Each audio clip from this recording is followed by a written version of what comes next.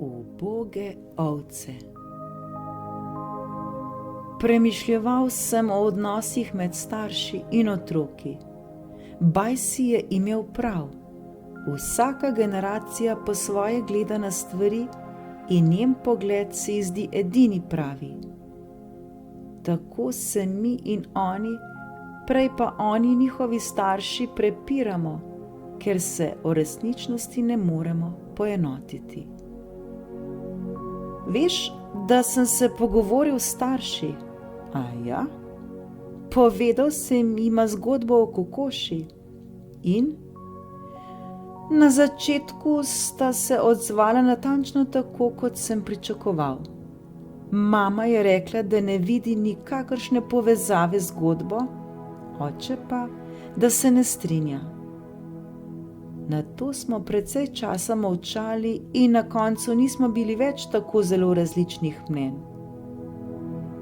Nazadnje ste le zgladili spore. Da, tako je, kot si rekel. Ko smo vsi enakega mnenja, se je lahko poenotiti. Težko pa se je poenotiti tedaj, ko se ne strinjamo.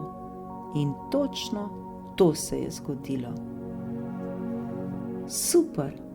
Kljub temu pa je nazadnje oče rekel, da misli, da je treba bolj upoštevati njegovo mnenje, ker je starejši, ima več izkušenj in ker v življenju obstajajo težave, ki jih brez staršev še ne moremo premagati in tako naprej. Kaj pa misliš ti? Da to ne drži, da bi se sam lahko spoprijel skoraj z vsemi težavami. Rekel si skoraj vsemi. Mislim, da vseh še ne bi mogel premagati. Potem ima tvoj oče prav. Obstajajo težave, pri katerih starše še vedno potrebuješ. Ja, to je res. Ta misel pa ti ne ugaja, kaj? Ne, ampak je resnična. Res je. Zdaj se je treba vprašati še, ali je to vsa resnica. Kako to misliš? Poslušaj. Nekoč je bila pastirska družina, ki je imela vse ovce v eni sami ogradi. Pastirji so jih hranili, jih varovali in pasli. Včasih so ovce hotele pobegniti. Tedaj je najstarejši pastir stopil k njim in jim rekel: Neumne in ohole ovce, še zavedate se ne, da zunaj ograde na vas preži vrsta nevarnosti. Samo tukaj boste imeli dovolj vode in hrane, predvsem pa boste samo tukaj našli zaščito pred volkovi.